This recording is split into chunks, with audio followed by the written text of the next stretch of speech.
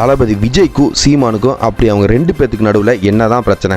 எதுக்கு சீமான் வந்து எல்லா ப்ரெஸ் மீட்லையும் டிவிகே பற்றியும் விஜய் பற்றியும் விமர்சனம் பண்ணிகிட்டே இருக்காரு? அது நிறைய திட்டி பேசுகிறாரு. ஏன்னா ஆளுங்கட்சியான டிஎம்கே பற்றி பேசினா கூட பரவாயில்ல, இல்லை பேசுகிறாரு, நான் இல்லைன்னு சொல்லலை. பட் அதிகமாக வந்து விஜய் தான் டார்கெட் பண்ணி பேசுகிறாரு. ஏடிஎம்கே பற்றி மோடி பற்றி பேசலாம் கம்மிப்பட்டு விஜயை மட்டுமே அவர் டார்கெட் பண்ணி பேசுறதுக்கு ரீசன் என்ன? விஜய் வந்து என்னோட தம்பி, அவன் அரசியலுக்கு வரணும், அவன் வந்தால் அவன் வந்து எனக்கு தான் சப்போர்ட் பண்ணுவான், அவன் அரசியலுக்கு வரதை வந்து நான் வரவேற்கிறேன்னு பேசின சீமான் வந்து இப்போ விஜய் ரொம்ப ரொம்ப வந்து அதிகமாக திட்டாரு.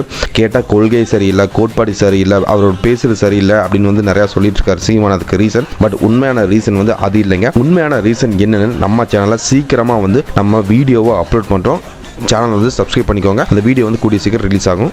தமிழக வெற்றி கழகம் ஏன் நீங்க உலக வெற்றி கழகம், அகில உலக வெற்றி கழகம் முடிஞ்சு போச்சு. யாராவது கேள்வி கேட்டா சொல்லு. காமெடி வேண்டாம், நான் சொல்லிட்டேன். நானு காமெடி பண்ணாத.